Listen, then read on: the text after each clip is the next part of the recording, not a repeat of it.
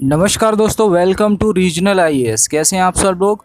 देखिए, हम डिस्कस कर रहे हैं पॉलिटिकल साइंस पीजीटी को टारगेट में लेते हुए। तो ये हमारा सेकंड लेक्चर है पॉलिटिकल साइंस का। फर्स्ट लेक्चर में हमने वेस्टर्न पॉलिटिकल थॉट के बारे में बेसिक चीज़ें समझी थी, उनका विकास कैसे हुआ, कहाँ से शुरुआत हुई, ग्रीस में ही क्यों शुरुआत हुई, वेस्टर्न पॉलिटिकल थॉट कितने प्रकार के होते हैं और कौन कौन से थिंकर इसमें हम डिस्कस करेंगे, वो सारी चीज़ें हमने डिस्कस की थी। उसके बाद हमने प्लेटो को स्टार्ट कर दिया था। तो आज हम प्लेटो की थ्योरीज़ हैं, जो प्लेटो के सिद्धांत हैं डिफरेंट, वो हम सिद्धांत डिस्कस करेंगे। क्योंकि हम जानते हैं, हम डिस्कस कर चुके हैं, प्लेटो एथेंस का राज्य का रहने वाला था और एथेंस राज्य जो है स्पार्टा राज्य से हार गया था।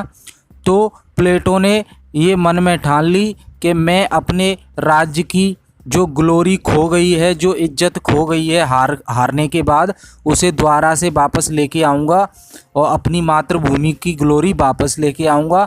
इसके लिए मुझे एथेंस में रहने वाले लोगों को, जो कि भ्रष्ट हो चुके हैं, उनको सुधारने की ज़रूरत है। तो उसके प्रयास में कई थ्योरीज़ दी हैं प्लेटो ने।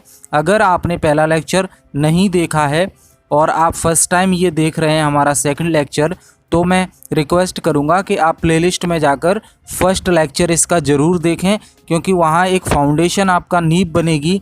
देन ये आगे का लेक्चर आपको और अच्छे से समझ में आएगा। बाकी मैं पूरी कोशिश करूँगा इसमें भी वो सारी चीज़ें डिस्क्राइब करने का जो पीछे कनेक्ट हैं, लेकिन फिर भी फर्स्ट लेक्चर को आप अच्छे से देख लीजिए, उसके बाद सेकंड लेक्चर को देखिए। तो चलिए शुरू करते हैं आज का लेक्चर बिना कोई देरी किए। देखिए, प्लेटो की जो पहली थ्योरी है वो है थ्योरी ऑफ आइडियाज़, आइडिया का सिद्धांत। प्लेटो ने थ्योरी ऑफ आइडियाज़ दिया था।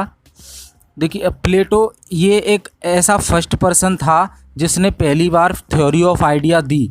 थ्योरी ऑफ आइडिया देने वाला प्लेटो पहला व्यक्ति था। ठीक है, इसने कहा था, प्लेटो ने कहा था कि जो आइडिया है ना, वही रियलिटी है, बाकी सब तो बेकार है।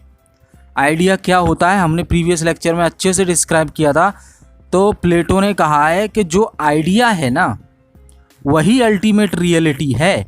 बाकी तो लोग जो मटेरियलिस्टिक चीज़ों के पीछे, भौतिकवादी चीज़ों के पीछे, सुख सुविधाओं के पीछे भाग रहे हैं ना, ये रियलिटी नहीं है, ये तो आइडिया की शैडो है, आइडिया की परछाई है। समझ रहे हैं।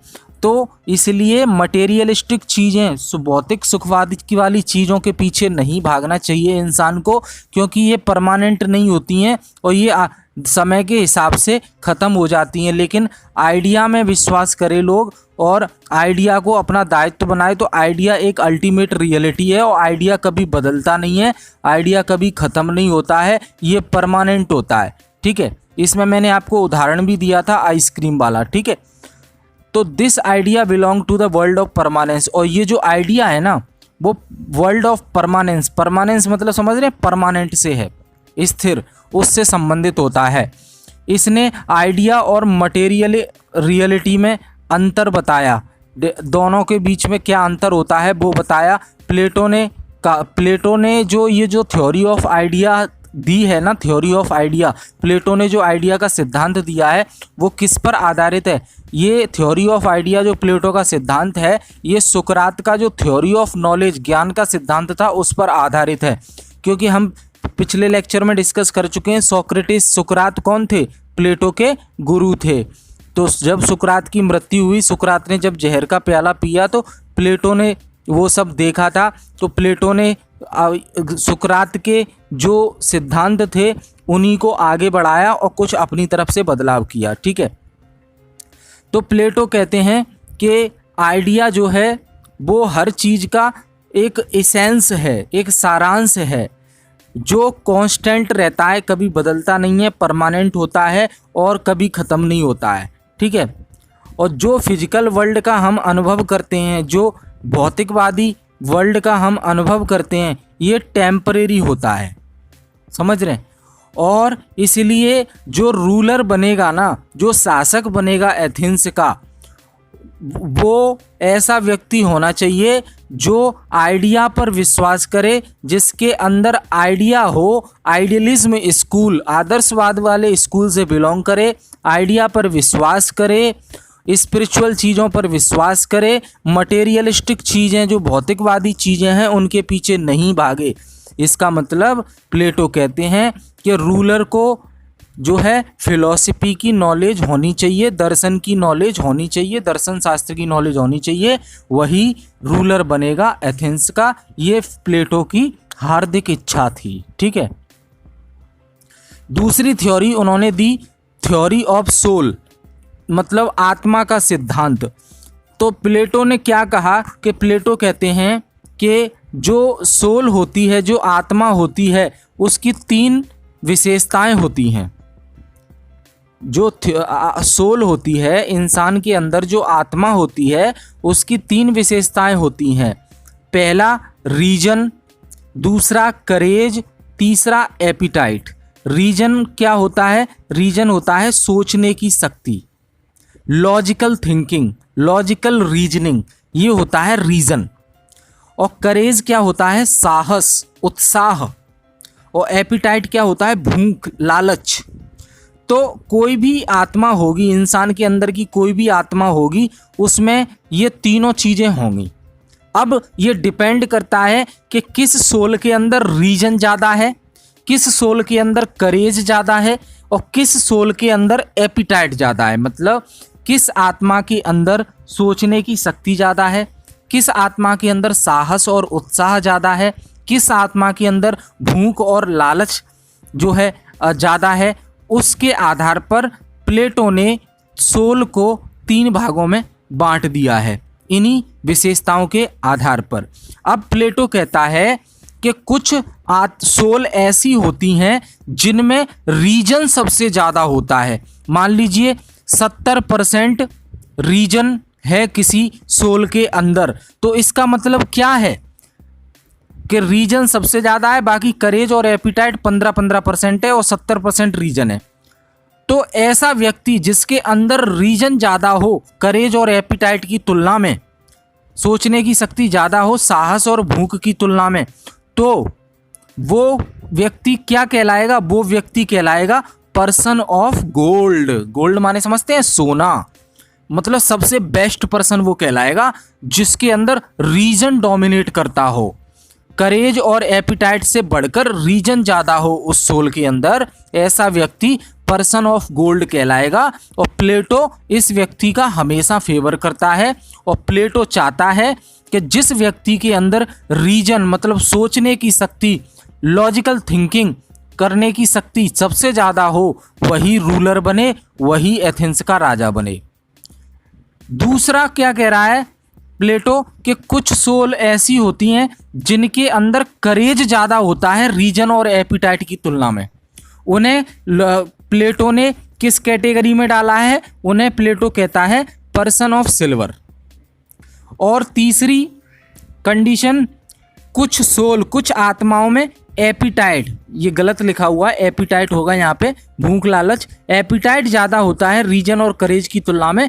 ऐसे व्यक्तियों को प्लेटो ने किस कैटेगरी में डाला है? प्लेटो ने ऐसे व्यक्तियों को कहा है पर्सन ऑफ कॉपर। तो ध्यान रखना, रीजन, करेज और एपिटाइट के आधार पर प्लेटो ने लोगों को 3 कैटेगरी में डिवाइड किया है। पर्सन ऑफ गोल्ड जिनके अंदर रीजन ज़्यादा हो, पर्सन ऑफ सिल्वर जिनके अंदर करेज ज़्यादा हो, पर्सन ऑफ कॉपर जिनके अंदर एपिटाइट ज़्यादा हो, जो सिर्फ भौतिकवादी चीज़ों पर विश्वास करते हो, भोग शक्ति हो इनके अंदर, वो हमेशा भोगने के लिए तत्पर रहते हैं। अगली थ्योरी हमारी आती है थ्योरी ऑफ जस्टिस, न्याय का सिद्धांत। देखिए, न्याय का सिद्धांत देने के पीछे प्लेटो का उद्देश्य क्या है? प्लेटो चाहता है, प्लेटो कहता है कि अगर व्यक्ति के अंदर न्याय की भावना होगी तो राज्य भी अच्छा बनेगा और राज्य भी लोगों को न्याय दे पाएगा। ठीक है, तो प्लेटो कहता है कि न्याय का उद्देश्य क्या होना चाहिए कि ऐसा न्याय दो किसी को कि जो किसी को नुकसान न करे।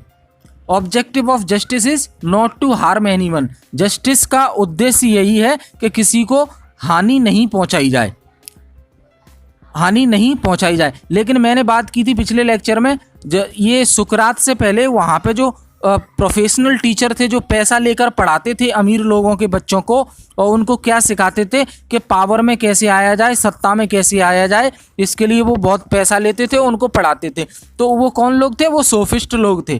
तो सोफिस्ट लोग क्या कहते हैं न्याय के बारे में? सोफिस्ट लोग कहते हैं कि justice is might is right. भैया न्याय वही है, मतलब जिसकी लाठी उसकी भैंस, जो ज़्यादा पावरफुल है न्याय भी उसी के हिसाब से चलेगा। वो जिस डिसीजन को कहेगा हाँ ये सही है तो सही माना जाएगा, जिस डिसीजन को कहेगा ये गलत है तो वो गलत माना जाएगा। तो सोफिस्ट लोग क्या सोचते थे कि जस्टिस क्या है? भैया ताकतवर लोगों का है जस्टिस, तो गरीबों का नहीं है। तो justice is might is right, जिसकी लाठी उसकी भैंस, मतलब न्याय उसी को मिलेगा जिसकी लाठी है, जो ताकतवर है। लेकिन प्लेटो ने कहा कि वो जस्टिस का उद्देश्य, न्याय का उद्देश्य ये होना चाहिए कि किसी को नुकसान न पहुंचाया जा सके। तो सोफिस्ट का जो व्यू था कि माइट इज राइट, जिसकी लाठी उसकी भैंस, तो प्लेटो इस बात से डिसएग्री करता है, इस बात को नहीं मानता है, सोफिस्ट की बात को, सोफिस्ट के विचारों को वो नहीं मानता है। प्लेटो चाहता था कि आइडिया ऑफ जस्टिस जो है, जो न्याय का सिद्धांत है, आइडिया ऑफ जस्टिस है, जो न्याय के विचार हैं, वो समाज के हर वर्ग के लोगों के लिए सेम होने चाहिए। प्लेटो ने अपनी आइडिया ऑफ जस्टिस को 2 लेवल पे एक्सप्लेन किया है। एक प्लेटो कहते हैं न्याय इंडिविजुअल लेवल पे होना चाहिए और एक स्टेट लेवल पे होना चाहिए। तो उन्होंने 2 इंडिविजुअल लेवल पे तो ये है कोई व्यक्ति अकेला है, और स्टेट लेवल पे ये है उसी अकेले व्यक्ति की जो एक जिम्मेदारी है उसके ऊपर एक जिम्मेदारी है खुद की। लेकिन जब स्टेट की बात करते हैं तो कई सारे बहुत से इंडिविजुअल इकट्ठे हो जाते हैं, तब स्टेट बनता है। तो स्टेट लेवल पर वो आइडिया थोड़ा सा बड़ा हो जाता है, बड़े रूप में आ जाता है। तो Plato explained idea of justice at 2 levels. At individual level, व्यक्तिगत तौर पर उन्होंने एक्सप्लेन किया है, और राज्य के लेवल पे किया है। और उन्होंने 2 सिद्धांत, 2 प्रिंसिपल ऑफ जस्टिस, न्याय के 2 सिद्धांत सजेस्ट किए हैं। एक है फंक्शनल स्पेशलाइजेशन। फंक्शनल स्पेशलाइजेशन का मतलब है एक्सपर्ट होना। मान लीजिए आप जो है मैथमेटिक्स के टीचर हैं, तो आप मैथमेटिक्स में ही आगे बहुत अच्छा करिए, किसी दूसरे सब्जेक्ट पे पकड़ने की ज़रूरत नहीं है आपको। कोई रीजनिंग का एक्सपर्ट व्यक्ति है तो वो रीजनिंग में ही आगे काम करता चले और एक्सपर्ट बनता चले। कोई जीएस में हिस्ट्री का अच्छा टीचर है तो वो हिस्ट्री पर काम कर सके।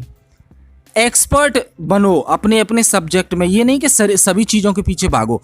तो प्लेटो ने कहा कि अगर हर व्यक्ति अपने अपने सब्जेक्ट में एक्सपर्ट हो तो वो न्याय है एक तरह से, क्योंकि वो अपना काम करेगा। और दूसरा है नॉन इंटरफेरेंस, कोई भी व्यक्ति दूसरे व्यक्ति के काम में दखल ना दे।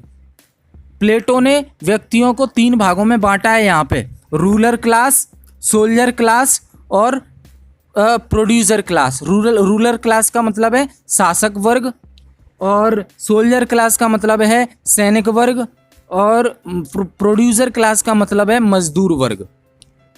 तो रूलर क्लास में जो व्यक्ति रूल कर रहा है उसको कोई डिस्टर्ब ना करे, निचली क्लास वाला। और सोल्जर व्यक्ति जो बॉर्डर पर सुरक्षा कर रहा है उसको कोई डिस्टर्ब ना करे। ये सब लोग अपने अपने काम में एक्सपर्ट हैं। रूलर रूल करने में, सोल्जर सिक्योरिटी प्रोवाइड करने में, और प्रोड्यूसर बिजनेस और मजदूरी करने में, व्यापार करने में। तो कोई भी इन तीनों में एक दूसरे को इंटरफेयर ना करे, ऐसा प्रिंसिपल ऑफ जस्टिस में ये प्लेटो सजेस्ट करते हैं। हर एक के पास अपना फंक्शनल स्पेशलाइजेशन होना चाहिए, एक्सपर्टनेस होनी चाहिए किसी भी एक सब्जेक्ट में, और कोई एक दूसरे के काम में दखलंदाजी नहीं करेगा, यही न्याय होगा। ठीक है।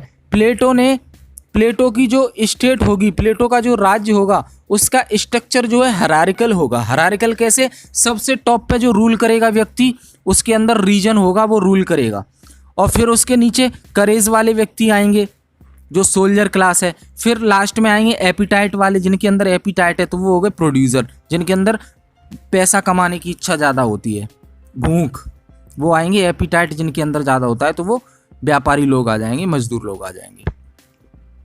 अगली जो थ्योरी है वो थ्योरी ऑफ एजुकेशन, शिक्षा का सिद्धांत। प्लेटो ने, ध्यान रखिएगा क्वेश्चन आपसे पूछा जाता है कि शिक्षा का सिद्धांत किसने दिया था? प्लेटो ने दिया था। यहाँ पे और प्रश्न बनेंगे, वो हम डिस्कस करते हैं। प्लेटो ने जो एजुकेशन है, प्लेटो ने कहा है कि शिक्षा बहुत जरूरी है और ये शिक्षा जो है राज्य को देनी चाहिए, हर एक व्यक्ति को। और प्लेटो ने इसी के साथ साथ जो प्राइवेट एजुकेशन है, जो पैसे लेकर लोग पढ़ाते थे, उसका विरोध किया है, उसका सपोर्ट नहीं करते हैं प्लेटो। प्लेटो ने कहा था कि भैया कंपलसरी एजुकेशन होनी चाहिए राज्य में, जो राज्य की जिम्मेदारी होनी चाहिए कि वो हर मैन और वोमेन को बराबरी के हक पर दे, कंपलसरी एजुकेशन दे। कंपलसरी एजुकेशन हर व्यक्ति का अधिकार होना चाहिए और इस राज्य को ये मुहैया कराना चाहिए। प्राइवेट एजुकेशन का सपोर्ट नहीं करते हैं, जहां लोग मोटा मोटा पैसा देके एजुकेशन लेते हैं। क्योंकि सोफिस्ट लोग क्या करते थे प्लेटो के सामने? भाई प्लेटो विरोध क्यों करते हैं? प्लेटो के सामने जब वो सोफिस्ट लोग थे, प्रोफेशनल टीचर थे, मोटा मोटा पैसा लेके अमीर लोगों को पढ़ाते थे, अमीरों के बच्चों को, भैया गरीब तो रह जाएगा ना। इसलिए वो विरोध करते हैं प्राइवेट एजुकेशन का और वो कहते हैं कि ये तो राज्य की जिम्मेदारी होनी चाहिए सबको फ्री एंड कंपलसरी एजुकेशन देना। हमारा राइट टू एजुकेशन है ना, फ्री एंड कंपलसरी एजुकेशन बच्चों को इंडिया में, ठीक है। तो मेथोडोलॉजी क्या थी, इनका तरीका क्या था एजुकेशन देने का? मतलब ये क्या चाहते थे कि हमारा जो राज्य है, आदर्श राज्य जब एथेंस बनेगा तो उसमें शिक्षा कैसे दी जाएगी लोगों को। तो इन्होंने क्या मेथोडोलॉजी, क्या तरीका बताया? इन्होंने कहा कि पहले तो जो एजुकेशन है ना वो लाइफ लॉन्ग प्रोसेस है। प्लेटो ने कहा कि जो एजुकेशन है, शिक्षा है, वो लाइफ लॉन्ग प्रोसेस है। मतलब जीवन जब तक आप जिंदा रहेंगे तब तक सीखेंगे आप। शिक्षा कभी खत्म नहीं होती है। जरूरी नहीं है कि स्कूल के अंदर चार दीवारी के अंदर बैठकर ही शिक्षा ली जाए, आपको अपने एक्सपीरियंस से भी शिक्षा मिलती है। हर जगह आपको सीखने को मिलता है। आपसे छोटा व्यक्ति हो या आपसे बड़ा व्यक्ति हो, हर व्यक्ति से आपको सीखने को मिलता है अगर सीखने की चाह है आपके अंदर। तो प्लेटो ने वही कहा है कि जो एजुकेशन है ना वो लाइफ लॉन्ग प्रोसेस है, ये कभी अंत नहीं होता इस चीज़ का। आदमी, व्यक्ति हमेशा सीखता रहता है। और उन्होंने जो है मेंटल एजुकेशन, फिजिकल एजुकेशन और स्पिरिचुअल एजुकेशन, धार्मिक एजुकेशन, इस पर ज़्यादा फोकस किया है प्लेटो ने। क्यों? क्योंकि प्लेटो आइडियलिज्म स्कूल से बिलोंग करते हैं, आदर्शवादी स्कूल से बिलोंग करते हैं और ये आइडिया में ज़्यादा बिलोंग करते हैं, मटेरियलिस्टिक चीज़ों पर जो है बिलीव नहीं करते हैं। अब इन्होंने तरीका जो दिया शिक्षा देने का वो क्या था कि पहले इन्होंने प्राइमरी एजुकेशन के बारे में कहा, जो कि 0 से 6 साल तक के बच्चों के लिए होगी और ये कंपलसरी होगी। कंप्यूटर नहीं है यहाँ पे, इसे सही कर लीजिएगा। कंपलसरी होगी for all trade. All trade यहाँ पे कौन से? रूरल क्लास के बच्चे और सोल्जर क्लास के बच्चे और जो है प्रोड्यूसर क्लास के बच्चे। मतलब कोई भी बच्चा हो, पुरुष हो महिला हो, सबके लिए कंपलसरी एजुकेशन होना चाहिए। ये प्राइमरी एजुकेशन दी। अब बात आती है उसके बाद 6 साल से 20 साल तक के बच्चे के लिए सेकेंडरी एजुकेशन आएगी। सेकेंडरी एजुकेशन में सिखाया जाएगा, 6 साल से 20 साल तक के बच्चों को पढ़ाया जाएगा और 6 से 20 साल तक की ये सेकेंडरी एजुकेशन पूरी होने के तुरंत बाद एक होगा टेस्ट। समझिएगा इस बात को। 6 से 20 साल तक की एजुकेशन जो कि सेकेंडरी एजुकेशन है, पूरा जब बच्चे कर लेंगे तब होगा उनका टेस्ट। और टेस्ट में अगर फेल हो जाता है जो व्यक्ति, तो वो प्रोड्यूसर क्लास में डाल दिया जाएगा, उसको मजदूर वर्ग में डाल दिया जाएगा कि जाओ भाई अब तुम्हारी शिक्षा यहीं तक थी, ये शिक्षा के सिद्धांत में, अब तुम अपना काम करो और तुम इस 6 से 20 साल की जो सेकेंडरी एजुकेशन का टेस्ट हुआ है उसमें फेल हो गए हो, इसका मतलब है तुम आगे नहीं पढ़ोगे इस कैटेगरी में। अब आप चले जाओ, आप प्रोड्यूसर क्लास में चले जाओ, अब व्यापार करो, आप मजदूरी करो और जो व्यापार करना चाहते हो, जो काम करना चाहते हो, अब उस काम की अलग से ट्रेनिंग लो। आप इस एजुकेशन से अब आप बाहर हो गए, ठीक है। अब बात आती है जो 6 से 20 साल की एजुकेशन, सेकेंडरी एजुकेशन पूरा कर लेगा और टेस्ट में पास हो जाएगा, फेल हो जाएगा वो तो प्रोड्यूसर बन जाएगा, और जो पास हो जाएगा उसे 20 से 30 साल तक फिर से हायर एजुकेशन दी जाएगी। हायर एजुकेशन दी जाएगी और फिर 30 साल बाद ये टेस्ट होगा और जो टेस्ट में फेल हो जाएगा वो सोल्जर क्लास में चला जाएगा, सैनिक वर्ग में चला जाएगा। फिर उसकी सिपाही वाली ट्रेनिंग अलग से कराई जाएगी, इस एजुकेशन सिस्टम से बाहर हो जाएगा वो, ठीक है। लेकिन जो पास हो जाएगा इस हायर एजुकेशन में, उसे 30 से 35 साल तक फिर से नई ट्रेनिंग दी जाएगी, फिलॉसफी पढ़ाई जाएगी उसको। तो 30 से 35 साल की जो ट्रेनिंग कर लेगा वही तो बनेगा फिलोसफर किंग या क्वीन। तो राजा वही बनेगा जो 35 साल तक की एजुकेशन इस सिस्टम के हिसाब से पूरी कर लेगा, पास होता जाएगा, ठीक है। और प्लेटो यहाँ तक भी नहीं रुका। प्लेटो ने कहा 35 साल की जब शिक्षा पूरी कर लोगे ना भैया, और टेस्ट भी पास कर लोगे, तो ये तो आपकी किताबी नॉलेज हो गई। अब प्रैक्टिकल नॉलेज तो आपके अंदर आई नहीं। तो अब प्रैक्टिकल हो जाए तो 35 साल से लेके 50 साल तक, तो कुल 15 साल और फील्ड में छोड़ दिया जाएगा इन व्यक्तियों को। जो 35 साल तक ये एजुकेशन ले चुके हैं उन्हें 15 साल तक फील्ड में छोड़ दिया जाएगा। जो परेशानी आ रही है उसका खुद सामना करो, सब कुछ झेलो, जिससे प्रैक्टिकल प्रैक्टिस हो लाइफ की, आपको लाइफ के बारे में कि क्या क्या स्ट्रगल होते हैं लाइफ में। तभी तो आप जनता का भला कर पाओगे जब किंग बनोगे तब।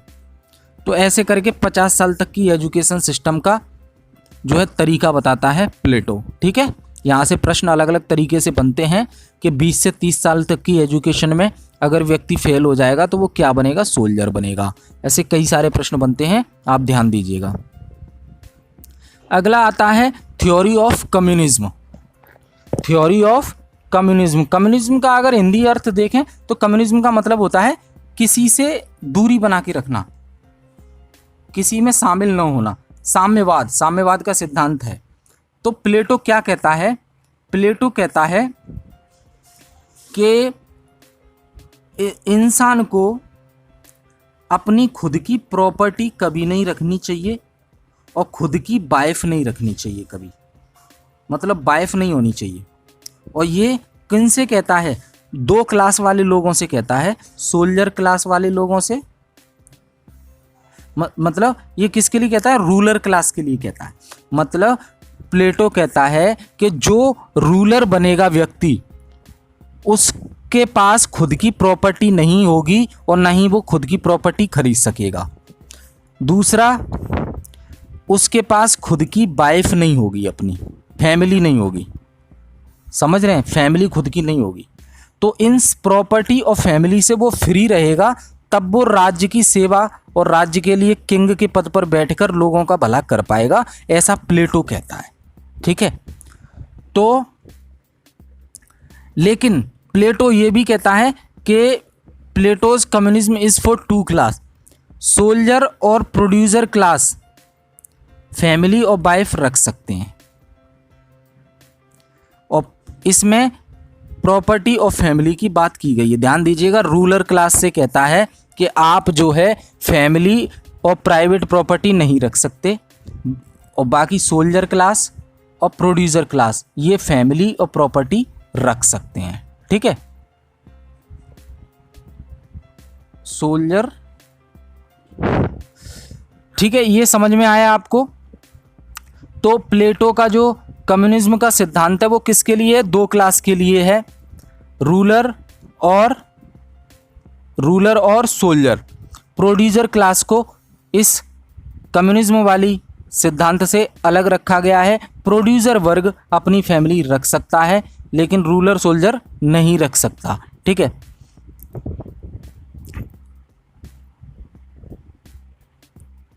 अब देखिए, अब ऐसा उसने क्यों किया है? पर्पस ऑफ द प्रॉपर्टी न रखने के पीछे उसने क्या कहा है? उसने कहा है प्लेटो ने कि ये प्रॉपर्टी इकट्ठा करने का शौक सबको हो गया, तो प्रॉपर्टी की वजह से जो लोग अलग अलग कैटेगरी में डिवाइड हुए हैं, ruler class, soldier class, producer class, वो एक दूसरे की क्लास में जाने का डर है, उनका डाइवर्ट हो सकते हैं वो, ठीक है। और जो प्रॉपर्टी होती है वो व्यक्ति को करप्शन करने के लिए मजबूर करती है। तो प्रॉपर्टी का लालच होगा ही नहीं तो व्यक्ति करप्शन नहीं करेगा, ठीक है। और जितना लोग बिलीव करेंगे प्रॉपर्टी इकट्ठा करने पे, उतना ही वो करप्शन करेंगे, ठीक है। तो ये कोशिश करता है कि जो शुरू की दो क्लास हैं वो हाईली इफ़िशियंट हों, रूलर क्लास और सोल्जर क्लास, और वो अपने काम पर ध्यान दें, प्रॉपर्टी और फैमिली पे नहीं। प्रॉपर्टी और फैमिली रखने को अलाउ किस किस क्लास को किया है उसने? प्रोड्यूसर क्लास को किया है। बाकी सोल्जर और जो रूलर क्लास है उनको उसको अलग रखा है। ठीक है। अब आप सवाल पूछेंगे कि भैया अगर कोई व्यक्ति प्रॉपर्टी खुद की नहीं रखेगा तो कैसे काम चलेगा उसका? मान लीजिए खुद की कार नहीं है तो कैसे आया जाया करेगा? खुद का घर नहीं है तो कैसे कहाँ रहेगा? तो स्टेट उसकी पूरी जिम्मेदारी ले रही है। स्टेट कह रही है कि आपको जिस भी चीज़ की ज़रूरत है ना, स्टेट आपको मुहैया कराएगी। आप अपनी खुद की मत खरीदो। आपको विदेश घूमने जाना है, पूरा खर्चा स्टेट उठाएगी। जिस 5 स्टार होटल में खाना खाना है, पूरा खर्चा स्टेट उठाएगी। जिस घर में रहना है, पूरा खर्चा स्टेट उठाएगी। तो बस स्टेट सब कुछ खर्चा उठा रही है आपकी। आप खुद अपनी प्रॉपर्टी मत रखो कोई, आप बस सिर्फ काम पे ध्यान दो। ठीक है। तो ये तो हो गया प्रॉपर्टी न रखने के पीछे प्लेटो क्या कह रहा है। अब फैमिली के पीछे क्या कह रहा है? फैमिली के लिए वो कह रहा है कि ये जो फैमिली है ना, वो लोग आदमी को दबाव डालती है करप्शन करने के लिए। इसलिए शुरू की 2 क्लास के पास फैमिली नहीं होनी चाहिए, प्लेटो ने मना किया है। ठीक है। अब भैया बात करेंगे, आप फैमिली नहीं होगी, वाइफ नहीं होगी, तो भैया आगे जनरेशन कैसे बढ़ेगी, बच्चे कैसे होंगे? तो प्लेटो कहता है कि सभी वोमेन और सभी मैन फ्री होंगे एक दूसरे से इंटरेक्ट करने के लिए। किसके लिए? सेक्सुअल रिलेशन के लिए। लेकिन वोमेन की सहमति लेना जरूरी होगा। ठीक है। और जब बच्चा इन दोनों से मिलकर जब बच्चा जन्म लेगा तो उस बच्चे को स्टेट ले जाएगा और वही उसका पालन पोषण करेगा। तो जब बच्चे को नहीं पता होगा कि उसके माँ बाप कौन है, माँ बाप को पता नहीं होगा कि उसका बच्चा कौन है, बड़ा हो गया। तो यहाँ पे कम्युनिटी पेरेंट का कॉन्सेप्ट दिया है प्लेटो ने। कम्युनिटी पेरेंटिंग मतलब हर माँ बाप के हर बच्चे हैं और हर बच्चे का हर कोई माँ बाप है। समझ रहे हैं? तो इस तरह का कॉन्सेप्ट दिया प्लेटो ने और कहा कि जो रूलर क्लास है पहली, जिसके अंदर रीजन ज़्यादा होता है, और जो दूसरी सोल्जर क्लास है जिसके अंदर करेज ज़्यादा होता है, इन दोनों को प्राइवेट प्रॉपर्टी और फैमिली रखने से मना किया है। सिर्फ प्रोड्यूसर क्लास, मजदूर वर्ग, जिसके अंदर एपिटाइट मतलब लालच भूख ज़्यादा होती है, उसको फैमिली रखने के लिए, प्रॉपर्टी रखने के लिए अलाउ किया है। क्योंकि भैया व्यापारी लोग हैं, पैसा कमाएंगे नहीं तो वो मोटिवेट कैसे होंगे, इसलिए उनको अलाउ कर दिया है। ठीक है। तो आई होप ये चीज़ समझ में आई आपको। चलिए अब थ्योरी आती है हमारी, थ्योरी प्लेटो की फिलोसफर किंग। बस यही तो शुरू से चाहता था प्लेटो कि जो राजा बने वो फिलोसफर किंग हो। फिलोसफर किंग को ही राजा बनाना चाहता था प्लेटो। फिलोसफर किंग कौन होगा? जिसे फिलॉसफी का ज्ञान होगा, जो 35 साल तक की एजुकेशन ले चुका होगा थ्योरी ऑफ एजुकेशन के हिसाब से, और 15 साल फील्ड वर्क में रहा होगा, और फिर 50 साल का जैसे ही हो जाए तब वो फिलोसफर किंग बनेगा। तो पर्पज़ क्या था? Purpose was to create an ideal state because he thinks that until philosophers are the ruler we can not achieve good governance. तो पर्पज़ क्या था? पर्पज़ इसका था एक आदर्शवादी राज्य बनाना चाहता था जे, और कहता था कि आदर्शवादी राज्य तभी बनेगा जब उस पर शासन कोई दार्शनिक राजा करे, दार्शनिक शासक करे, फिलोसफर करे, तभी हम एक अच्छी गुड गवर्नेंस को अचीव कर सकते हैं, लोगों के साथ काम कर सकते हैं, लोगों का भलाई का काम कर सकते हैं, वेलफेयर का काम कर सकते हैं। अदरवाइज नहीं कर पाएंगे अगर राजा को फिलोसफी का ज्ञान नहीं है तो। ठीक है। अब बात आती है फिलोसफर किंग के पास पावर क्या होगी। तो फिलोसफर किंग भैया जो संविधान होगा ना, उससे भी बढ़ चढ़ के होगा ऊपर, उसी की बात मानी जाएगी। वो कहेगा हाँ तो हाँ, वो कहेगा ना तो ना। तो इतनी पावर दे रखी है फिलोसफर किंग को। कई लोगों ने क्रिटिसाइज किया है, आलोचना की है प्लेटो की कि भैया फिलोसफर किंग को इतनी सारी पावर कि फिलोसफर किंग अगर जो है अपने आप में ही अपनी चलाने लगे, वो किसी की माने ही ना, तो टोटलिटेरियन गवर्नमेंट की स्थापना कर दे, फिर तानाशाह बन जाए। फिर तो प्लेटो ने कहा कि नहीं, ऐसा नहीं है। वो इतना नॉलेजफुल होगा, इतना ज्ञान है उसको कि वो सारी चीज़ें समझता है, क्या सही है क्या गलत है, और वो अपनी सब प्रॉपर्टी फैमिली सब कुछ छोड़ के आया है, सिर्फ काम करने आया है, इसलिए वो काम करेगा। तो और दूसरा एक लिमिटेशन है इसकी, पावर तो हमने बात कर ली, लिमिटेशन कमी क्या है कि फिलोसफर किंग संविधान को कभी नहीं चेंज कर सकता। चेंज कॉन्स्टिट्यूट, कॉन्स्टिट्यूट नहीं है आप, कॉन्स्टिट्यूशन होगा संविधान। तो philosopher king can not change constitution of ideal state, एक आदर्शवादी राज्य का जो संविधान होगा उसको नहीं बदल सकता है फिलोसफर किंग, बाकी सब काम कर सकता है। तो प्लेटो हमेशा चाहता है कि प्लेटो जो है हमेशा चाहता है कि जो राजा हो, जो शासक हो, वो फिलोसफर किंग बने। ठीक है, प्लेटो की किताबें पता है आपको, द रिपब्लिक, स्टेट्समैन और लॉज, क्वेश्चन पूछे जाते हैं। प्लेटो जो है फर्स्ट फेमिनिस्ट था, नारीवादी। प्लेटो जो है फर्स्ट फेमिनिस्ट भी था, नारीवादी। क्यों भैया, मैन और वोमेन की इक्वल अपॉर्चुनिटी की बात की है इसने, कोई भेदभाव नहीं किया है। और इसने जो है कोई भी व्यक्ति किसी महिला के साथ सेक्सुअल रिलेशन करना चाहता है तो वोमेन की, महिला की सहमति लेना जरूरी है। तो यहाँ वोमेन के अधिकार का ध्यान रखा है इसने। ठीक है, और थ्योरी ऑफ एजुकेशन में उसने मैन और वोमेन दोनों के लिए एजुकेशन का प्रावधान रखा है, ऐसा नहीं है कि वोमेन को छोड़ दिया हो।